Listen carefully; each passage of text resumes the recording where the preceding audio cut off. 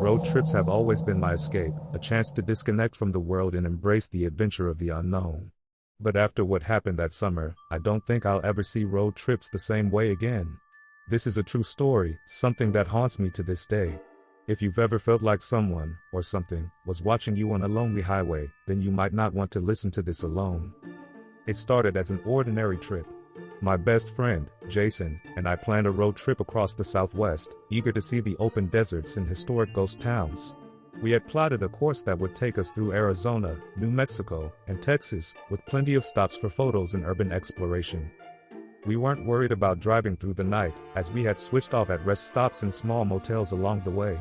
But one night, somewhere in the desolate backroads of New Mexico, everything changed. It was past midnight when we took a detour. Jason, always eager to explore, suggested we check out an old mining town called Ravens Hollow. Supposedly, it had been abandoned since the 1800s, and local legends claimed that the spirits of miners still roamed the area. I was hesitant, but Jason insisted. We turned off the main highway onto a narrow, cracked road that stretched into the darkness. The further we drove, the more the trees seemed to press in around us. The only sound was the gravel crunching under the tires. And then, we saw him. A man stood on the side of the road, dressed in an old, ragged suit. He wasn't hitchhiking, wasn't signaling for help, just standing there, perfectly still. His face was obscured by shadows, but as we passed, I caught a glimpse of something that made my stomach drop. His eyes were hollow. Completely black. Jason muttered, "Did you see that?" I nodded. "Keep driving." But the road seemed endless, and when I glanced in the side mirror, my blood ran cold. The man was still there. Still standing. Exactly where he had been, even though we had been driving for miles. After what felt like an eternity, we finally arrived in Ravens Hollow.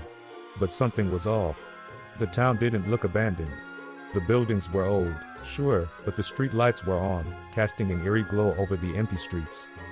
Jason and I exchanged uneasy glances but parked the car anyway. We stepped out, our footsteps echoing in the unnatural silence. That's when we noticed the people. Figures moved in the windows of the houses, just shadows, watching us. No one spoke. No doors opened. It was as if the town itself was alive, breathing us in. A woman stood on the porch of a nearby house. She wore a long, tattered dress and didn't blink as she stared directly at us. "We should go," I whispered. Jason nodded, but as we turned back to the car, a horrifying realization hit me. The road was gone. Where there had been asphalt, there was now only dirt and darkness stretching forever. Panic set in. Jason grabbed my arm and whispered frantically, "We didn't turn, right? We didn't take another road?" I shook my head, my heart pounding in my ears. The town, the people, the road, it was all wrong. And then, the church bell rang. The figures in the windows moved at once, pouring out of the buildings like smoke, their eyes just as black as the man on the highway. They didn't run, didn't speak. Just walked toward us, slowly but deliberately. We sprinted to the car, but as Jason yanked the door open, he froze. The man from the road was in the driver's seat. His hollow eyes locked onto mine as his mouth twisted into an impossibly wide grin. "Going somewhere?" he rasped in a voice that didn't belong in this world. I grabbed Jason, and we ran. Through the empty streets, past the faceless figures, our only goal was to get out. My legs burned, my breath came in ragged gasps, but we didn't stop. Just as we reached the edge of town, we saw it, the road. It was back, stretching before us like a lifeline. Without hesitation, we bolted toward it. The second we stepped onto the pavement, everything went silent. The figures stopped. The town behind us seemed to dissolve into nothingness. And then, we were back on the highway. It was as if Ravens Hollow had never existed. We ran to the car, which was exactly where we had left it. The engine roared to life, and we sped away, never looking back. We tried to find Ravens Hollow on the map the next morning, but it wasn't there. No record of it. No ghost town. Nothing. The road we had taken wasn't even on any GPS system. Jason and I never spoke of it again, but deep down, I know what we experienced was real. Something, or someone, tried to trap us that night. And if we had hesitated even a second longer, we might have never left. To this day, I refuse to take detours on road trips. Because some places aren't meant to be found. And some roads lead to things far worse than ghosts.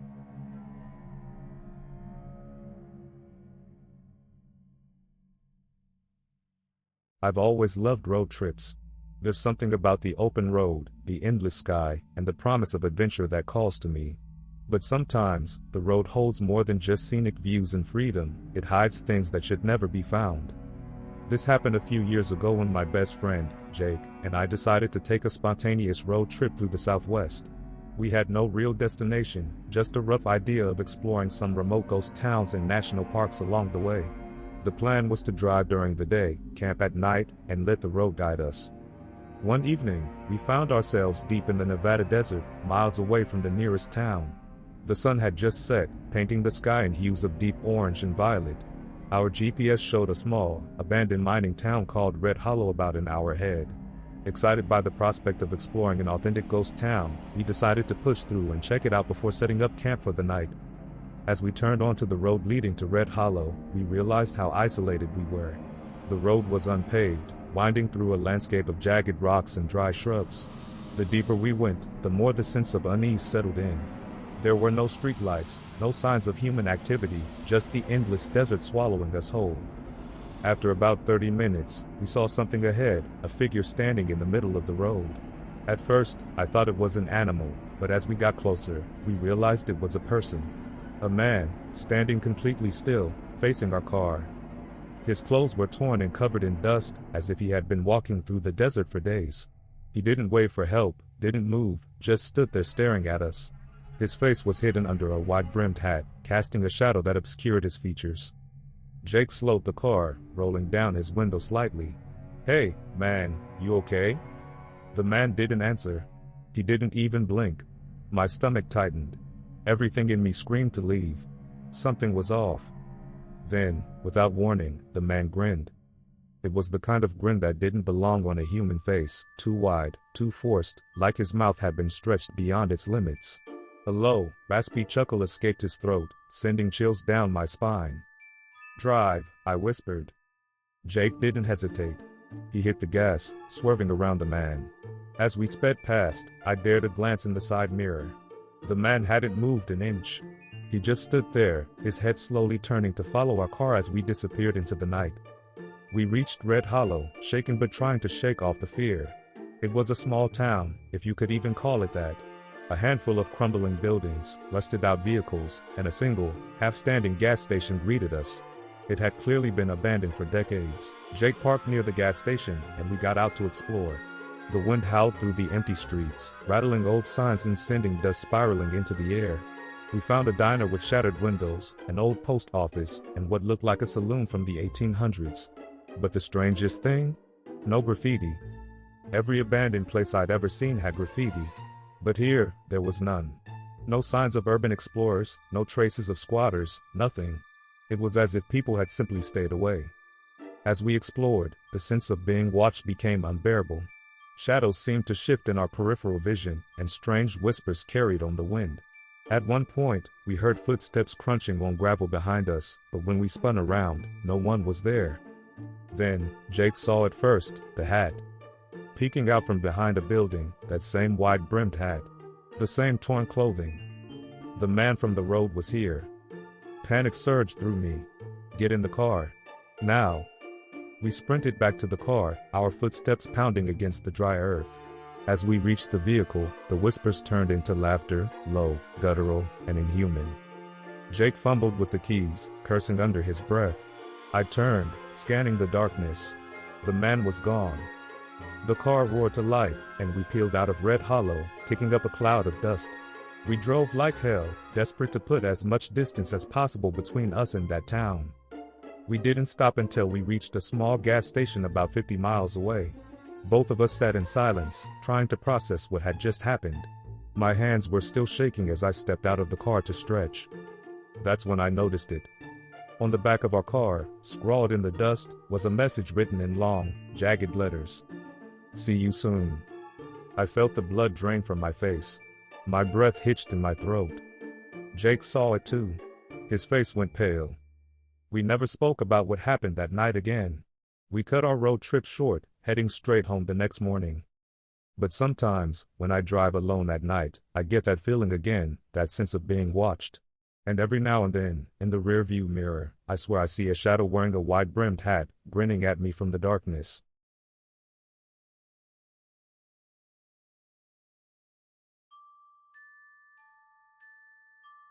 I've always loved road trips. The open road, the adventure, the thrill of the unknown, there's nothing quite like it. But sometimes, the unknown isn't as thrilling as you'd hope. Sometimes, it's downright terrifying. This is the story of the road trip that still haunts me to this day. It was late summer, and my best friend Jake and I had planned an epic cross-country drive from California to the East Coast. We wanted to see as much as possible, stopping at random roadside attractions, eating at hole-in-the-wall diners, and sleeping in our car whenever we felt too tired to continue. Everything was going fine until we reached the desolate highways of New Mexico. Somewhere along US Route 60, we spotted a figure walking along the side of the road. It was a woman, wearing a pale blue dress that looked like something out of the 1950s. Her hair was long and disheveled, and she wasn't carrying any bags. Just walking. Slowly. Jake slowed down the car as we passed her. "Dude, should we stop?" he asked, glancing at me. I hesitated. Something about her seemed off. It wasn't just that she was alone on an empty highway in the middle of nowhere. It was the way she moved. Her steps were deliberate, but not quite natural. Almost mechanical. "We should just keep going," I finally said. "There's no town for miles, and she's not even trying to wave anyone down." Jake nodded and hit the gas, but the tension in the car was palpable. Neither of us spoke for several minutes, and when I finally glanced in the side mirror, my blood ran cold. She was standing in the middle of the road. Just standing there, watching us drive away. By the time night fell, we were both exhausted and in desperate need of rest. We had planned to sleep in the car, but when we saw an old neon sign flickering in the distance, we figured a motel bed would be a welcome change. The place was called the Desert Rose Inn, and it looked like it hadn't been updated in decades. The parking lot was empty except for one rusted-out pickup truck, and the check-in office smelled like mothballs and stale cigarettes. An elderly man with deep wrinkles and sunken eyes sat behind the counter. He gave us a long, unreadable look before sliding a guest book toward us. "Room 6, he said, his voice barely more than a whisper. I signed the book and handed him cash. He took it with a trembling hand but never broke eye contact. Jake and I exchanged an uneasy glance but grabbed the key and made our way to the room. The hallway smelled of mildew, and the carpet squished under our feet as if it had been soaked and never properly dried. Inside, the room was exactly what you'd expect from a rundown roadside motel, with paneled walls, a stained bedspread, and a buzzing fluorescent light. But it was the mirror that gave me pause. It was massive, spanning the entire wall opposite the bed. The glass was cloudy and warped, like an old funhouse mirror. "Creepy," Jake muttered, tossing his bag onto the bed. "Let's just crash and get out of here early." I nodded, but I couldn't shake the feeling that we weren't alone. Sometime in the middle of the night, I woke up to a strange sound, like someone whispering my name. "Ryan." My heart pounded as I sat up, glancing over at Jake, who was snoring loudly. The room was dark except for the faint glow of the neon sign outside, casting a sickly red hue through the window. Then, I saw it. In the mirror. There was someone standing at the foot of my bed. I froze. My breath caught in my throat as I stared at the dark silhouette in the reflection. It wasn't Jake. It was a woman. The same woman from the highway. Her face was blurred, like the glass itself refused to hold her image. Her head tilted slightly, and suddenly, she moved. Not in the room, but in the mirror. She took a step closer, her bare feet silent against the floor. I turned my head toward the actual space where she should have been. Nothing. Just empty air. I whipped my gaze back to the mirror, and she was right there, inches from my reflection. I did the only thing I could think of. I threw my pillow at the mirror and scrambled to turn on the light. The moment the bulb flickered to life, she vanished. The next morning, Jake and I packed up and practically ran to the front desk. We needed to get out of there. I was ready to demand a refund, to ask the old man what the hell was going on in room 6. But when we got to the front office, it was empty. No clerk. No guest book. Just dust-covered furniture and a long-abandoned smell. "What the hell?" Jake muttered. Did we just imagine him?" I shook my head. "No. I gave him cash. We signed in." We rushed back to room 6, but the door was open now, and inside. Nothing. No beds. No furniture. Just an empty, dust-covered shell of a room. That's when we ran. We jumped in the car and tore out of that parking lot like our lives depended on it. Maybe they did. As we merged onto the highway, I tried to convince myself that we had hallucinated the whole thing. Sleep deprivation, maybe. Stress. Anything rational. But then I looked in the rear-view mirror.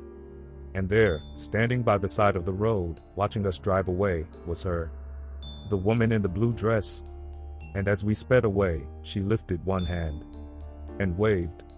I don't know what we encountered that night. I don't know if the motel was real, if we stayed in a ghost's memory, or if we stepped into some kind of time loop. I don't know if the woman was trying to warn us, or if she was the reason we almost never left. All I know is that I will never, ever stop for a hitchhiker again. Thank you for joining me on this terrifying journey. If you enjoyed this story, don't forget to like, comment, and share.